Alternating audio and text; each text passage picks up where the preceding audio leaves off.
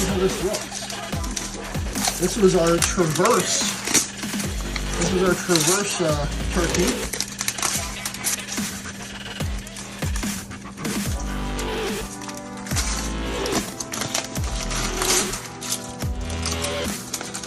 Look at that. Well, it's still not cooked here, but it definitely got some cooking through here. I mean, better than what I expected. That looks pretty good. This one, we didn't rotate these. So I'm thinking that that's where we made the mistake. We didn't rotate these, but man, this one looks pretty good. This one just didn't make it all the way through. So next time we're gonna rotate them, change things up, maybe cook them a little. But this is pretty good. It's far better than I expected. Far better. Okay, so recap of cooking turkey on truck engines.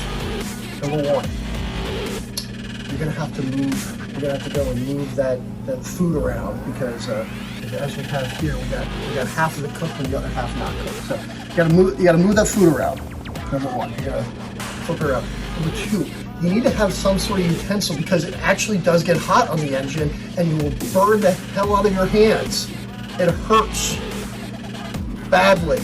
This is the one that we cheated on, so we won't talk about that one. But it actually does work. If you give it enough time and spend enough money on fuel, you can cook turkey right in your truck engine. Stay tuned for more tips on cooking with your truck after this. Bring the barbecue here. Since we don't have any forks around here. You didn't use any utensils for anything else. We need one for now. This is part I think is actually on the truck engine, so it might be a little dirty.